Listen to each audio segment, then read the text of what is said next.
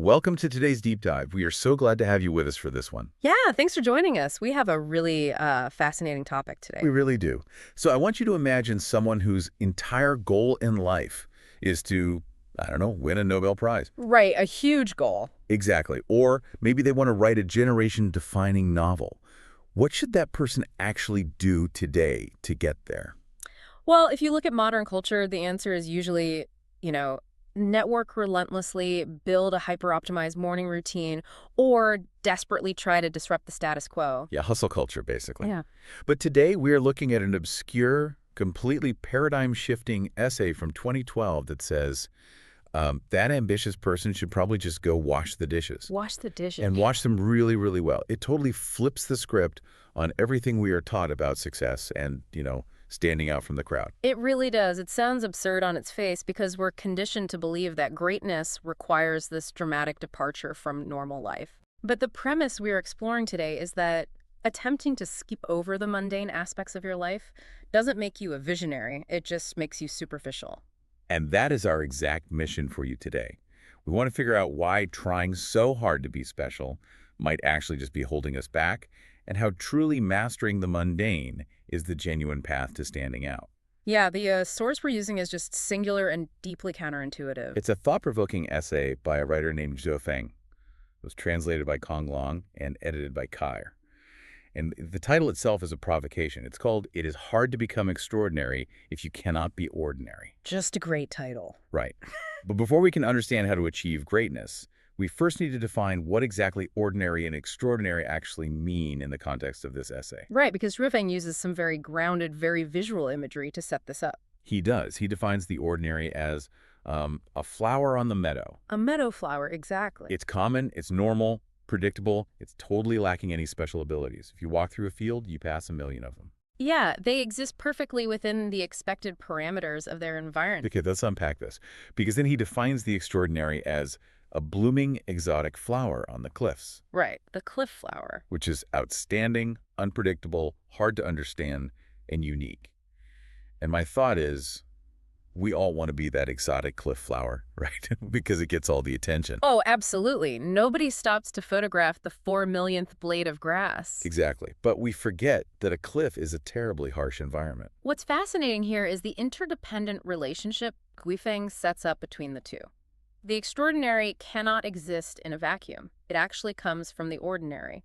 Like, geologically speaking. Yes, exactly. A cliff doesn't just float in midair. It's a dramatic extrusion of the vast, solid land beneath it. So the ordinary is that vast land, the foundation. Wow, right. And the extraordinary is simply the vegetation growing on it. He also uses the analogy of flying. Oh, yeah, I remember this. He says the ordinary is the solid ground, and the extraordinary is the act of flying above the clouds. You can't fly without gravity and a solid surface to push off from. So you need that friction. You need the friction of the baseline reality. If you try to build a towering, extraordinary building without laying a massive, totally ordinary foundation first, It's just going to collapse. exactly, it collapses under its own ambition. Okay, so that makes sense for landscapes and buildings. But now that we know the extraordinary relies on the ordinary, how does that actually work in practice? Like in our daily routines. Yeah, let's move from these landscape metaphors to the literal building blocks of daily life. Because Zifeng uses this great cooking analogy here. Oh, the cooking analogy is perfect. He strips it down to basic survival. He says you cannot make a delicious, colorful, aromatic dish without ordinary ingredients, Like what? like oil, salt, sauce, vinegar, cabbages, and carrots. So basically the most standard pantry items ever. Yeah, right. You are bound by the physical limits of a cabbage. And the philosophical point he makes is crucial. He says if you are not familiar with the original state of something, you cannot develop unique thinking or find unconventional solutions. Wait, let me play devil's advocate here. Because society often tells us to, think outside the box and ignore the basics so we can be a disruptor. That's the popular advice, yeah. Doesn't mastering the original state of a cabbage just make you a conformist? Well, that's the counter-argument Shuifeng is making. You cannot break the rules effectively until you master them. Ugh, I see. You have to know exactly how the cabbages and the carrots work together before you can reinvent the dish. You can't think outside the box if you don't understand the dimensions of the box itself. Right, so the extraordinary dish is essentially the building that gets placed on top of the ordinary foundation of the raw ingredients. Exactly. You can't skip the basic ingredients and just will a Michelin star meal into existence. That is such a good point. But knowing the basics is one thing. Swifting argues that the way we perform these mundane tasks fundamentally shapes our internal character. Yes, he gets into some really deep psychological territory here. He actually requires the experience of menial labor. And he's very specific about what that means. Very specific. He lists sweeping, washing clothes, fetching water, applying fertilizer, carrying bricks, and moving manure. Moving manure, I mean, these are tasks that society usually views as like a metric of failure. Right, the goal is usually to make enough money so you never have to sweep a floor again. But Suifeng insists that one must strive to deliver first-class quality in these exact mundane tasks. And he introduces this concept of the soul garden. Here's where it gets really interesting. Yeah. He talks about how there are weeds in our soul garden, things like jealousy, selfishness, laziness, greed, complaining, and getting angry. And these weeds will prevent a person from experiencing the joy and delicacy of life. Which is profound, because think about how this connects to your daily life. It's really about ego. Oh, totally. If you walk past a dirty floor and think, I am too important to sweep that, you are basically growing the weed of selfishness. You're saying you deserve a frictionless life. Right. And if someone tries to look unique, like they dress in a bizarre way or talk in a bizarre way, but they refuse to do the smallest, lowest jobs. Kwefeng draws such a sharp contrast there.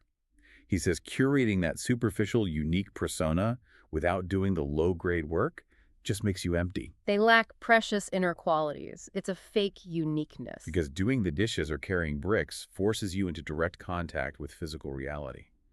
A book is heavy no matter how special you think you are. Exactly. The brick doesn't care about your ego.